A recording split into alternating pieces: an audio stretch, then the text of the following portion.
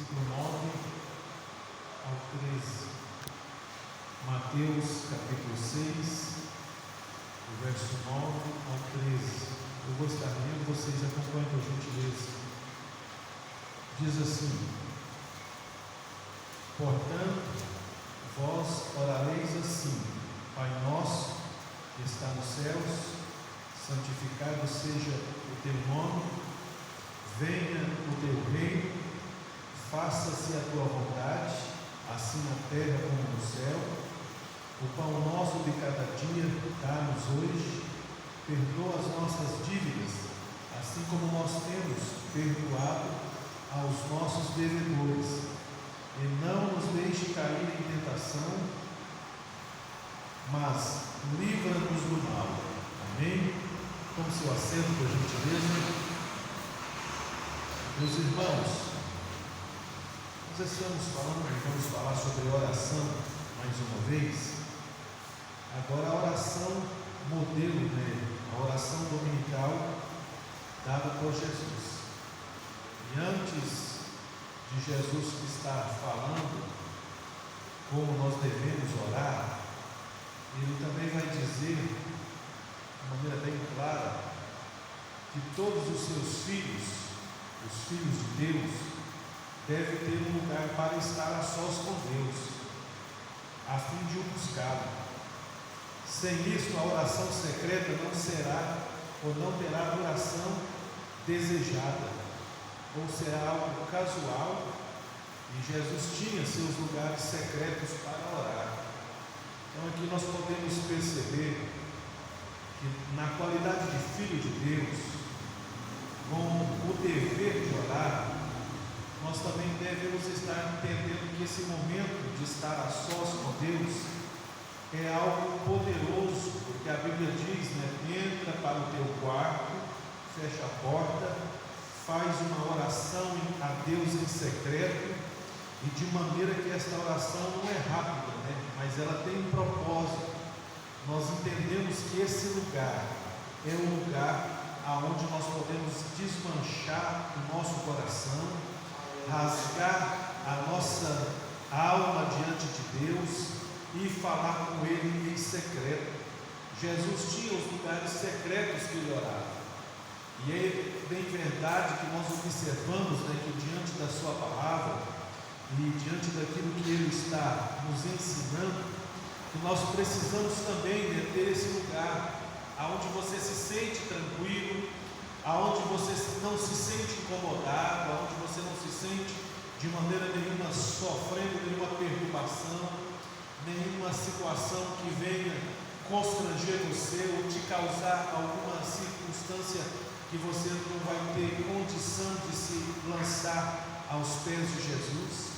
Então é importante a gente ter esse desejo, de entender que estar a sós é buscar intimidade com Deus, é de buscar intimidade com o Senhor, e isso nos ensina que nós vamos alcançar êxito na nossa vida quando nós entendemos que os lugares secretos são para orar. Assim como você faz coisas que não é lícito as pessoas ficarem sabendo, é bem verdade que você também tem que ter um diálogo íntimo com Deus, pela qual você vai estar em secreto com Ele, mas você vai ter a liberdade, a condição, a coragem de poder falar a sós com Deus. Então, a palavra do Senhor é bem clara, que quando nós fazemos isso, quando nós nos colocamos a sós com Deus, Ele vai ouvir a nossa oração e vai responder de maneira pública, para que todos possam entender que mesmo que você não foi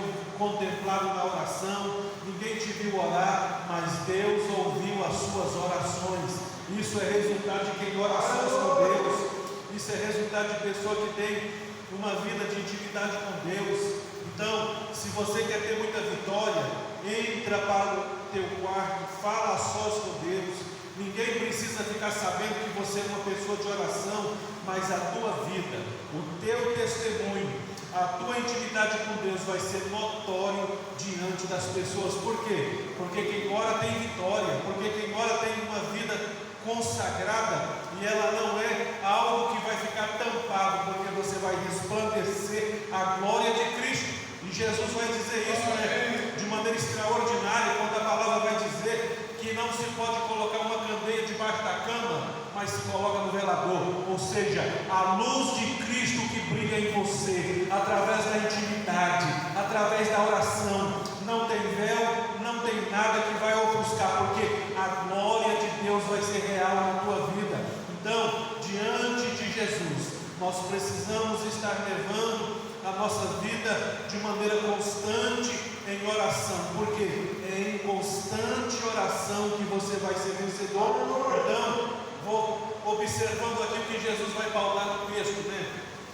A Bíblia diz, e a palavra do mestre é clara ao dizer: portanto, vós orareis assim. Essa oração modelo de Cristo indicou áreas de interesse que devem constar da oração do cristão. Ou seja, esta oração contém 6 petições. 3 delas dizem a respeito à santidade de Deus, e 3 à vontade de Deus, e 3 dizem respeito à nossa necessidade pessoal. E aí nós observamos, né, que é uma oração pequena, mas você há de perceber que a brevidade desta oração não significa que devemos ser breves quando oramos. Às vezes, Cristo orava noites inteiras. Então, nós observamos aqui um modelo, mas esse modelo não quer dizer que você tem que orar esse pouquinho de palavra e achar que está tudo resolvido, não. Existem batalhas, existem circunstâncias na nossa vida que a gente tem que orar, quem sabe a noite inteira, quem sabe passar a noite ao fio da oração.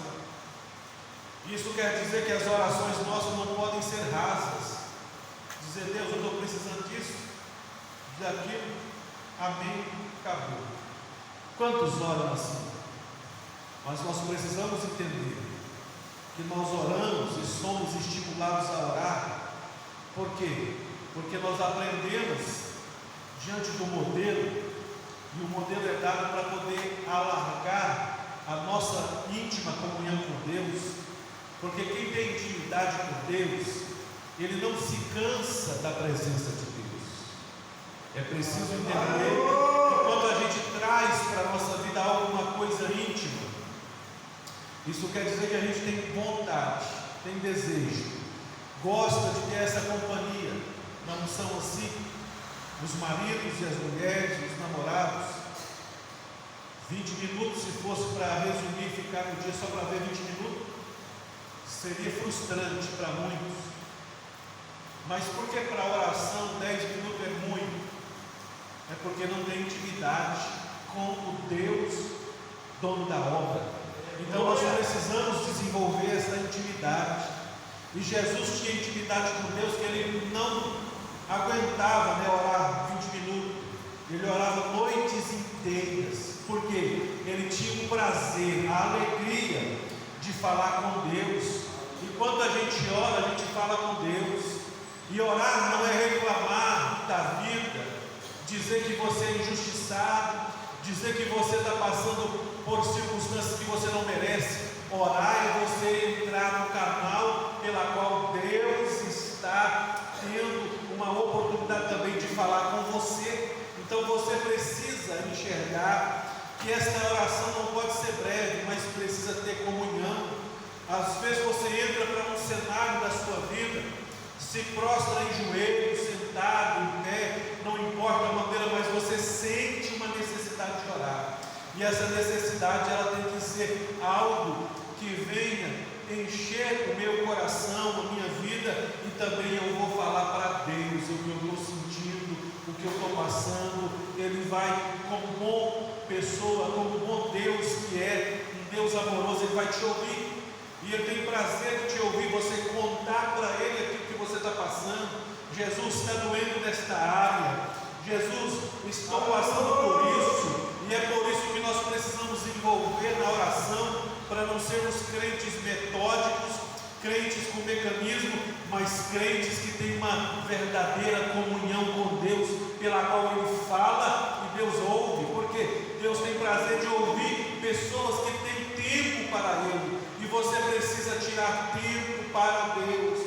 E isso quer dizer que nós não possamos ser breves, né? Porque uma coisa breve é uma coisa rápida, urgente, determinante, no sentido que não dura muito. Mas eu quero dizer, uma vida de oração é uma vida de renúncia diante de coisas que você vai entregar para Deus e vai colocar diante do Senhor, dizendo: Senhor, estou passando por isso. Ainda que você sinta na alma a dor, o desespero de dizer: só eu fiquei, só eu estou lutando. Mas eu quero te dizer, nesta batalha você não está sozinho. Nesta batalha o Senhor pelejará com você, e Ele está contigo para você ser mais do que vencedor. E é interessante que a oração continua, né, diante da frase pela qual Jesus vai dizer: Pai Nosso. E aí nós observamos, né, que podem existir três pontinhos, né, uma reticências.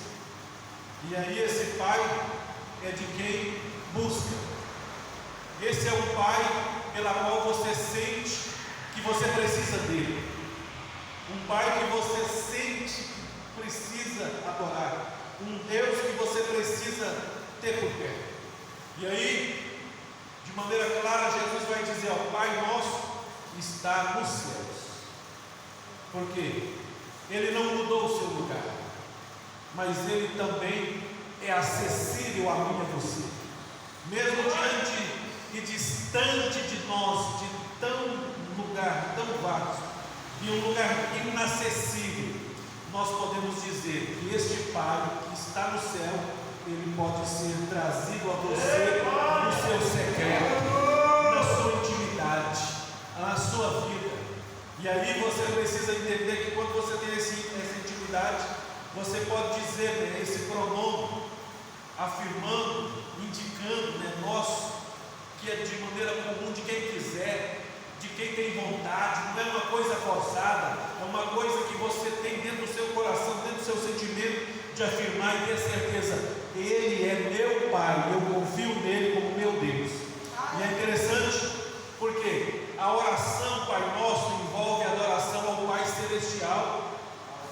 E aí você precisa entender, em primeiro lugar, como Pai, Deus nos ama, Ele cuida de nós, anela por uma comunhão e intimidade para conosco. É um Pai que está interessado na causa do Filho. Às vezes você pode observar, diante de relatos, coisas que você viu, vivenciou pela sua experiência, de pais que não estavam nem aí para os filhos, que não cuidavam, que já dá clara demonstração que não ama, que não está nem aí pela presença da comunhão com o filho, e que não tem intimidade, né? Que não sabe o que o pai gosta, não sabe o que o filho tem, e aí não existe uma intimidade. Mas esse Pai que está no céu, Ele cuida de nós, Ele nos ama, Ele tem desejo de ter uma comunhão íntima com você, e você precisa entender que esse é um Pai presente na sua vida, porque foi lido na leitura devocional: ainda que o seu pai e sua mãe te desamparasse, o Senhor te acolherá. Isso quer dizer um Deus que está acessível àqueles que precisam da sua presença. Então, quando nós dizemos Pai Nosso, nós estamos dizendo: Pai, venha até mim. O Senhor é de todos. Quando invocam, o Senhor está presente em todos os lugares. Mas eu sei que diante da minha vida e da minha carência, da minha necessidade, o Senhor é meu Pai, e eu estou aqui para pedir a minha orientação ao Senhor. Então, nós podemos observar que Pai Nosso também significa que, como nosso Pai, não significa que Ele é um Deus que, mesmo sendo um Pai, que nós observamos, né, que um Pai terrestre tolera mal nos filhos e não os disciplina corretamente, porque existem pais assim, né, que não está nem aí, porque ele confunde, né, amor com tolerância, e ele tolera o errado nos filhos. Se forem corrigidos, eles acham ruim, mas nós estamos aqui diante de um Pai que mesmo sabendo que existem filhos maus, filhos que estão rebeldes, esse Deus, Ele é um Deus que não deixa de disciplinar. Ele disciplina porque Ele ama, porque Ele é o verdadeiro Pai na essência, no exemplo, e Ele é um Deus santo, na condição de um Pai santo, que se opõe de maneira terminantemente contra o pecado. Então, na qualidade de um Deus que não é a favor do pecado, nós podemos perceber que Deus, na sua bondade, Ele se opõe ao erro. E aí, por que eu devo orar? Para me consertar, para me melhorar, para mim ter a consistência que eu vou agradar a Ele. Se eu quero agradar a Deus, eu devo fazer a vontade dEle. E é assim que a vida nos ensina. E aí nós observamos, de maneira muito observatória, que mesmo sendo um Pai celeste, Ele pode castigar tanto como abençoar, reter tanto como dar, agir de maneira poderosa como também estender a sua misericórdia.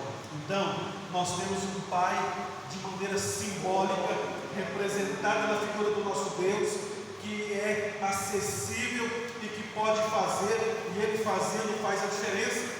Às vezes alguém aqui vai dizer, mas Deus tem me castigado tanto. Eu quero dizer, Ele está castigando para te preparar, para fazer de você uma pessoa melhor, para poder te abençoar, porque Ele não é um Deus vingativo. A Bíblia diz que a ira de Deus dura um momento, mas na sua misericórdia está a vida, no seu favor está o perdão.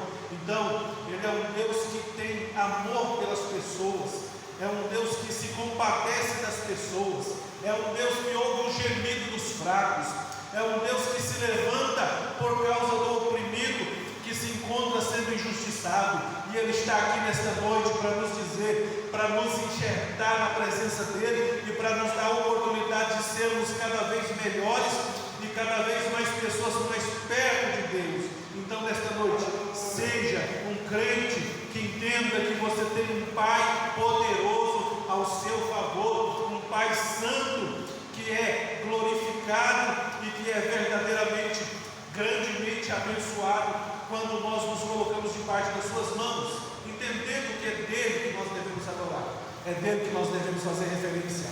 Toda boa oração começa dizendo: Deus, Pai. A gente não começa uma oração sem essas clarezas tão evidentes que precisam ser evidenciadas. Então, nunca comece uma oração sem saber para quem você está dizendo, porque você entende que existe um sujeito, existe uma pessoa, existe um ser acima de tudo, e nós começamos a nossa oração como Jesus disse, né? Pai nosso que estás nos céus. Então, nesta noite, eu quero dizer para você, você que ora, você que consagra, você que tem uma vida de oração na presença do Senhor, entenda que Ele é teu Pai e é nele que você deve se empenhar para ser abençoado para todo sempre. Amém? Outra coisa interessante que nós observamos aqui: santificado seja o teu nome. As nossas orações, elas precisam ter maior empenho, com toda a nossa vida, deve concentrar-se na santificação de Deus, da máxima importância que o próprio Deus seja reverenciado, honrado, glorificado e exaltado. É por isso que na oração tem: santificado seja o seu nome. O nome de Deus é santo. O nome de Deus deve ser de maneira glorificada e honrada. O nome de Deus não é para estar sendo movido para piadas, anedotas. O nome de Deus não é para ser blasfemado, para ser zombado. O nome de Deus é santo, e nós precisamos viver em santidade, reverenciando, tendo cuidado, respeito com aquilo que falamos. Por quê? Porque a Bíblia diz que de Deus ninguém se zomba. Nós precisamos entender que o nome de Deus é santo para todo sempre. É um nome que é santificado, não é um nome que vai ser santo, é santo na essência daquilo que é característica do santo. Então, nós percebemos dentro dessa afirmação que muitos se deram mal porque zombaram do nome de Deus. E a história está aí para atestar.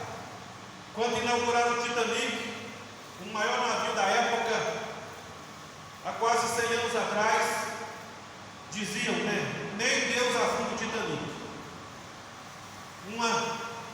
Um bloco de gelo jogou água nas águas profundas. Alguém disse, né? Uma certa vez, uma história, que um grupo de jovens foram viajar e a mãe, de maneira educada, falou para eles: vão com Deus. E aí eles disseram: só se eu for no porta-mala. E aí lá no porta-mala tinha uma cartela de ouro. E no trajeto da viagem, o carro bateu, todo mundo morreu, tudo foi destruído e os ovos ficaram intactos. Nenhum rachou, quebrou, porque Deus estava no porta-mala. Isso é um Deus que é santo. Você precisa observar que nós devemos ter reverência ao nome de Deus. Os Beatles ficaram tão famosos que, diante de uma entrevista, John Lennon disse que ele, em algum tempo, vai ser mais famoso do que Jesus. E aí, na década de 80, ele morre assassinado por um fã. A fama não promove nenhuma situação de proteção, mas nós precisamos entender que com Deus ninguém brinca. É um nome santo, santificado. Não é um Deus que vai ser santo, não é um Deus que erra, é um Deus que não tem nenhuma situação de impureza, é um Deus puro, um Deus santo. Então, quando você vai dizer: Pai nosso que estás nos céus, santificado seja o teu nome, você está empenhando a sua oração com toda a sua vida, concentrando que a santificação de Deus é de uma máxima importância, para que você possa entender que o próprio Deus está sendo reverenciado por você. Você está tendo respeito, você está tendo consideração, você está honrando, você está glorificando, e você está dizendo: exaltado é este Deus para todo sempre. Santo é o nome dele, e o nome dele é santo, como o profeta Isaías diz, né? 3 vezes santo seja o nome de Deus. E aí a oração continua, e aí Jesus vai dizer: venha o teu reino. A oração aqui deve ocupar-se com o reino de Deus na terra, agora e com seu pleno cumprimento no futuro. Nós devemos orar pela volta de Cristo. 2, nós devemos orar pela presença e a manifestação espiritual do reino de Deus agora, e isso inclui a operação do poder de Deus entre o seu povo para destruir as obras de Satanás. Meu irmão, quando você ora na sua casa: venha o teu reino, tudo que é do diabo que tem ali vai ser destruído, porque o reino de Deus não vai compactuar com as coisas das trevas. O reino de Deus não vai aceitar coisa errada, porque se você invoca, busca, pede a presença do reino de Deus, ele vai trazer libertação, ele vai trazer situação em que nós vamos enxergar que a presença e a manifestação dele é de maneira espiritual. Às vezes alguém vai dizer: ó, eu comprei essa casa aqui, ela está assombrada, eu quero até mudar dela, mas está faltando você orar na sua casa dizendo: vem teu reino. Aqui é casa de Deus, é Betel, onde Deus habita. Aqui é onde Deus manifesta a graça dele. Aqui é onde Deus vai trazer o poder dele. E nós não vamos ficar acuados, assombrados. Por quê? Porque aonde o reino de Deus chega, o império das trevas vai ter que sair. Aonde tem inimigo do diabo, ele vai ter que se desfazer. Por quê? Porque as obras do diabo foram destruídas.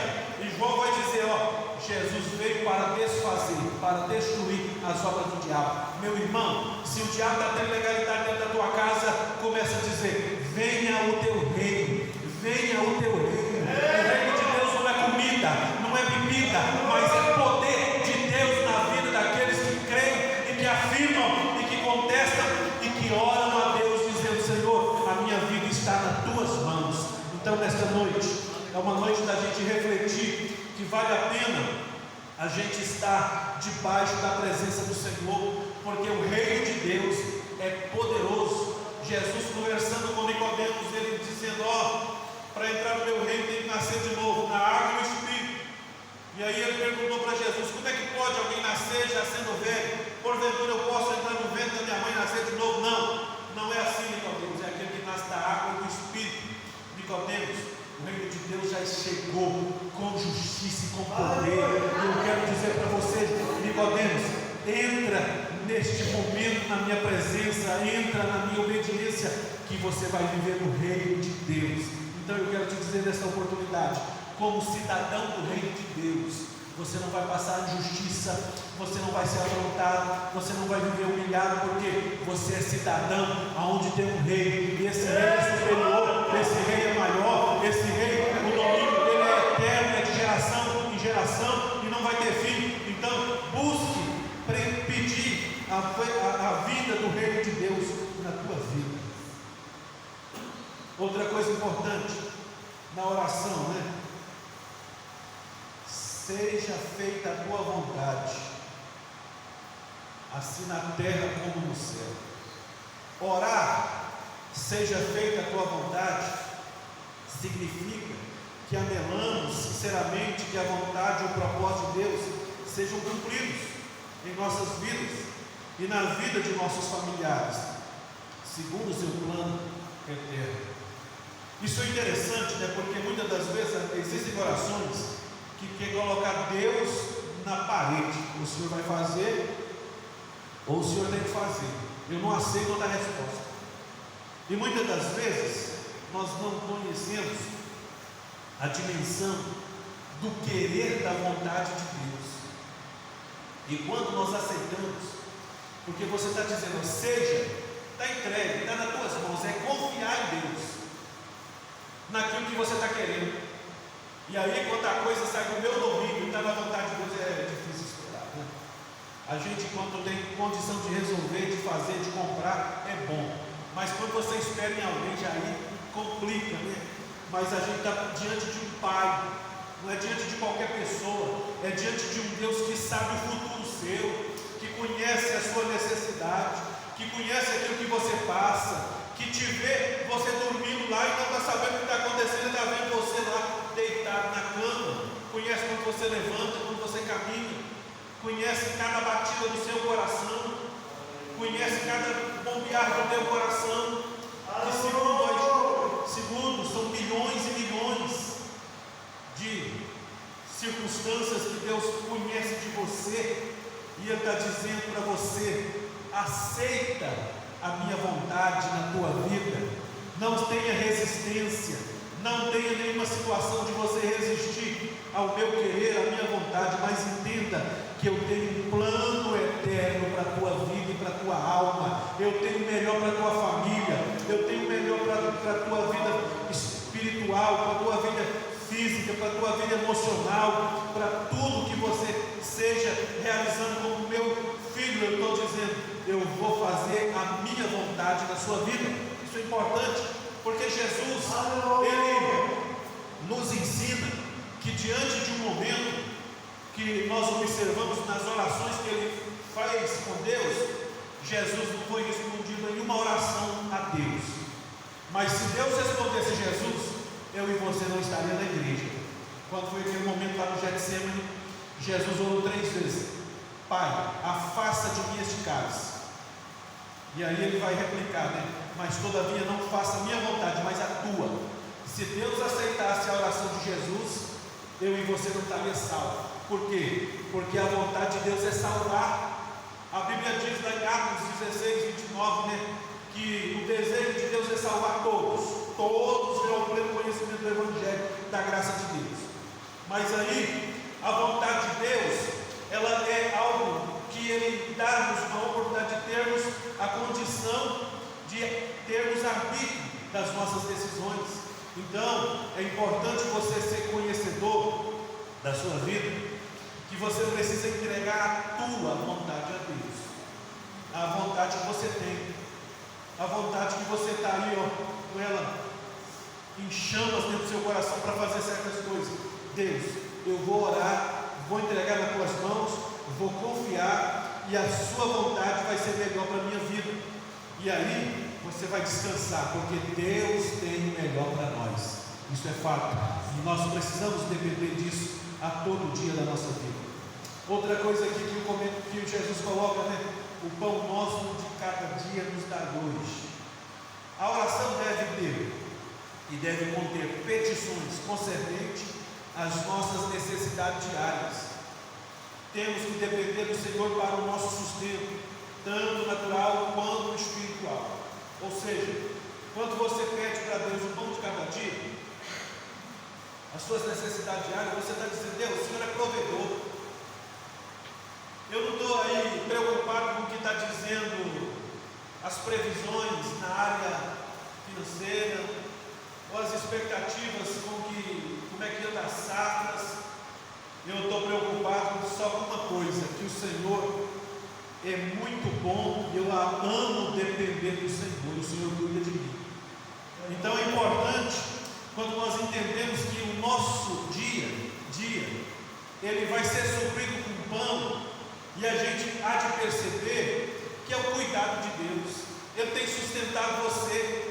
Você está vivo hoje não é porque você trabalhou demais e está sobrando dinheiro, não. É porque Ele tem te sustentado dia a dia, tem te dado saúde, tem te dado oportunidade, tem aberto portas para você trabalhar, tem feito com que as coisas na sua vida sejam prósperas. Às vezes você não tem o dinheiro que você queria, mas Deus tem te dado o suficiente para você viver em graça, em harmonia, em fé e em perseverança com a palavra dele. Então, que nós possamos entender que nas nossas orações, nós não vamos orar pedindo para que Deus dê um supermercado para a gente ter confiança que estamos tranquilos, não. Nós vamos pedir: Deus, eu dependo do Senhor. Não é ter muito que faz a diferença, é ter a presença diária do Senhor na minha vida, me dando hoje, creio que Ele vai me dar amanhã, vai me dar no outro mês, ano após ano, porque sou dependente da graça de Deus, do amor de Deus, da bondade do Senhor. Então, continua nesse propósito, né? Entendendo que o pão que você está pedindo em oração é dado a você dia após dia. Há dias que Deus vai te dar o necessário. Há dias e de vez em quando Deus vai te dar um banquete. Mas é interessante, né? Que a gente não vai viver numa rotina, achando que a vida é isso e aquilo. Nós vamos dizer: a minha vida é um milagre, porque Deus tem cuidado de mim dia após dia. Então é muito importante você ser uma pessoa que entenda que o pão que você come não vem do seu braço, mas vem do Senhor que tem te dado saúde. O ar que você respira é de graça, é Deus que te dá. Então, que nós possamos ser gratos diante das nossas dependências, diante das nossas necessidades ao Senhor.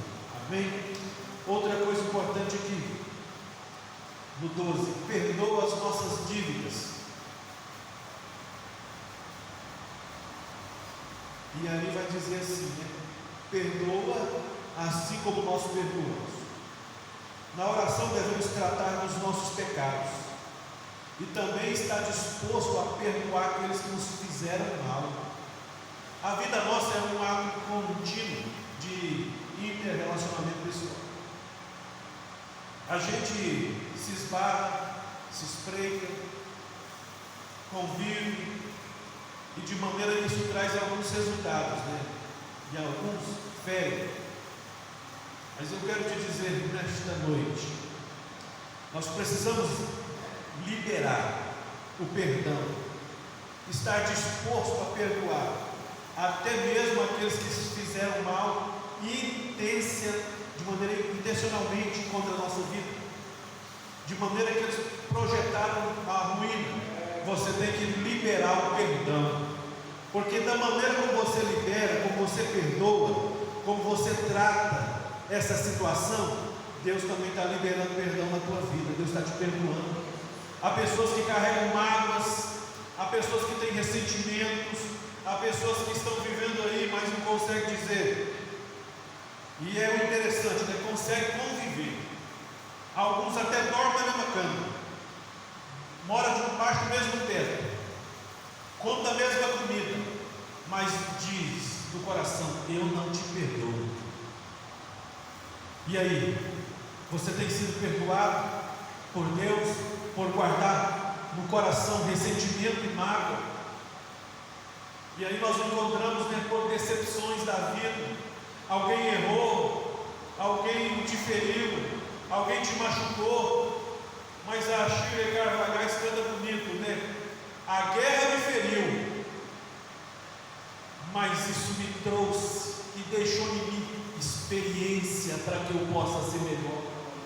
A gente precisa mais do que nunca entender, e a atitude aqui, a ação perdoar, é uma disposição, não é uma situação que é falar de boca, porque disposição move a pessoa numa situação que ela está indo fora. Eu não te perdoo, eu não te perdoo, você me maltratou, você me machucou, você me traiu, você me abandonou, no momento que eu mais precisei de você, você não esteve comigo, eu não consigo te perdoar, eu não consigo abrir a boca e dizer: perdoado está você.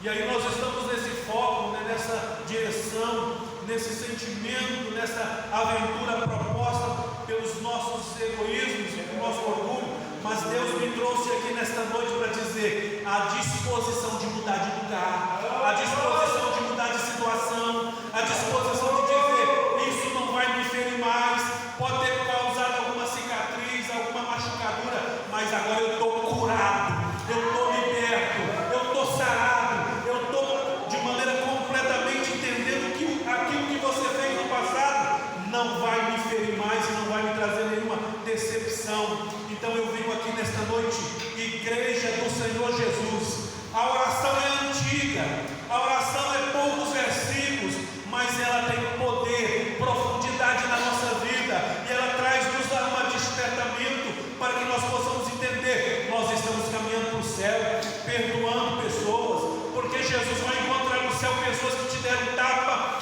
pessoas que feriram, pessoas que cuspiram, que zombaram dele, que não acreditaram nele, vão estar lá perdoados e entrando pela cidade, pelas portas, e ouvindo a voz de Cristo dizendo: entra, benditos de meu Pai, porque eu não tenho nenhum ressentimento, nenhuma mágoa, nenhuma dor, nenhuma ferida está sobre mim, mas eu estou aqui como Deus, recebendo vocês, pessoas que estão providas do meu liberar, do meu perdão, porque Jesus, ele diz na cruz, pendurado, totalmente crucificado, dizendo: ó, Pai, perdoa eles, porque eles não sabem o que faz. Meu amado e querido irmão, que se encontra aqui nesta noite, aqueles que te fizeram mal, às vezes foram usados pelo inimigo, às vezes foram usados pelo momento de cegueira, pelo momento de não estar debaixo da dependência de Deus, mas hoje você está vivo, hoje Deus tem te dado a oportunidade de entender. Libera o perdão, libera aquilo que vai te trazer alegria na alma, que vai trazer restauração no seu interior e vai brotar em você a paz perene do Espírito de Deus, que vai te fazer diferentemente abençoado na presença de Deus. Outra coisa interessante para a gente finalizar: livra-nos do mal. Observe uma coisa interessante: todos os crentes são objetos especial da hostilidade e dos maus propósitos de Satanás. Você pode ter certeza, meu irmão, se você nunca teve uma experiência espiritual, você é objeto especial do inimigo. Ele quer desenvolver maus propósitos na tua vida, ele quer o seu mal, porque você é crente, porque você teme a Deus, porque você é um ser que entende agora que você não é mais das trevas, o inimigo está com raiva de você. Pedro vai dizer que o nosso adversário é como um leão, andando ao nosso derredor, bramando, querendo uma oportunidade para nos tragar, para nos destruir. Mas eu venho aqui nesta noite dizer, ao orar a Deus, dizer: Deus, livra-me do mal, livra-me da tentação, não me deixe cair em tentação, Senhor, mas me estenda o teu agir, a tua mão protetora. Quantas vezes inimigo armou ciladas para você, ou quando você sai do portão, vai trabalhar.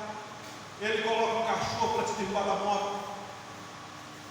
Ele põe uma pessoa cega que não consegue ver, entra um carro, te atropela. Quantos casos nós temos visto isso? Coisas que são boas, né? Ontem mesmo, né? A enxurrada levou um motoqueiro e foi encontrado morto hoje. Isso é o mal. O inimigo, ele sabe disso, e a gente sabe que a gente entra em situação depois não tem jeito de sair, né? Você está vendo a chuva, está um rio d'água, uma moto é carregada facilmente, o indivíduo está vendo por e vai, em vez de ficar na calçada, esperando, molhando, se for para entregar alguma coisa, que a coisa não aconteça a entrega, mas que ele proteja a vida.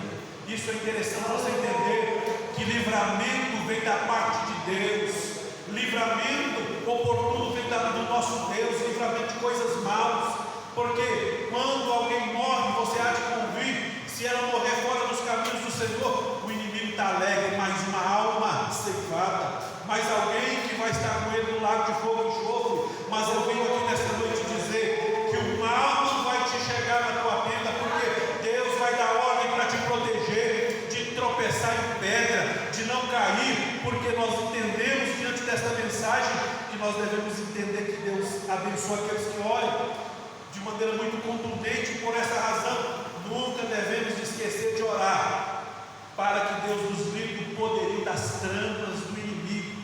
Você talvez tenha brincado com Deus, você às vezes tem brincado com o Criador, às vezes você tem achado que pode, e por vezes você não está entendendo que essa luta não é carnal, não é batalha de sangue, mas é espiritual, e você precisa entender que é só Deus e uma oração poderosa que dá poder para você destruir as fortalezas do inimigo contra a tua vida. Então é importante você entender que Deus pode nos livrar do poderio das tramas.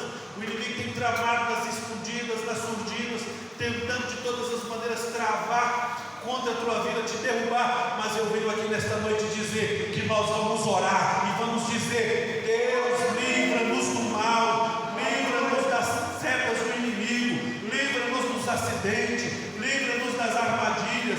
Vamos estar cientes que Deus tem poder, porque se você acredita, ao levantar da tua casa, na tua casa, sair da tua cama, você tem que trabalhar, tem que pegar o ônibus, o veículo 5, 4 da manhã, 6, 7, ir para a escola, não importa, você vai dizer: Pai, livra-me do mal, não permita que acidente, não permita que nenhuma seta do inimigo me venha contra a minha vida. Por quê? Porque eu estou protegido pela oração que eu estou fazendo com o Senhor, que é meu Pai, meu cuidador, meu ajudador, meu Deus, e eu serei protegido, porque a oração de um justo tem poder. Começa a ministrar na tua vida proteção, começa a ministrar na tua vida livramento, porque a Bíblia diz: socorro e livramento é no nome de Deus. Porque quando as coisas apertam, nós conseguimos entender o valor da oração, nós conseguimos enxergar o poder da oração. Então nesta noite é tempo da gente entender uma coisa: a oração, o modelo que Jesus nos dá, ela é eficiente, e ela é poderosa, e ela vai fazer a diferença na sua vida. Nós falamos em oração durante esse mês de janeiro, quase tudo. Acredito eu que somos estimulados a orar, a não conhecer de oração, mas a dobrar os nossos joelhos. Nós cantávamos o hino, né? Na década de 90, eu creio nos joelhos que se dobram. Quantos aqui nesta noite entendem que prostrar de joelho diante de Deus há de ser algo grandemente, evidentemente poderoso, porque o joelho dobrado é mais poderoso do que um míssil apontado para uma pessoa, porque a oração de um justo tem poder no mundo espiritual. Isso é interessante, porque quando Eliseu estava cercado na cidade de Samaria pelo rei da Síria, e nós percebemos ali, quando o moço dele olha pela janela, nossa, carros, cavaleiros e homens armados apontando para a casinha de Eliseu. E aí ele ficou com medo e relatou para o profeta. O profeta orou: Pai, abre os olhos deles, para que ele possa entender, maior o que está conosco do que o que está com eles. E quando ele abriu os olhos, viu carros de fogo, viu os anjos de Deus, o exército do Senhor ali, dando proteção para Eliseu.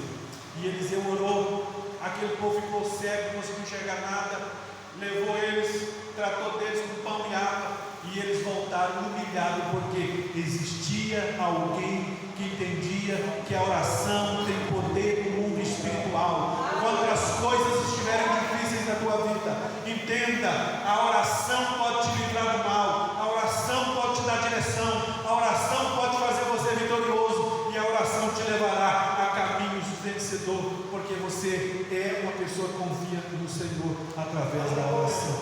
Amém? Fica aqui essa palavra de gratidão. Deus abençoe a todos, que nós possamos continuar em oração até que Ele venha, porque o recado de Jesus é: orai sem cessar. Isso é importante. Não tem trégua, não tem pausa, a oração é contínua. Fique aí esse conselho da palavra para as nossas vidas. Quinta-feira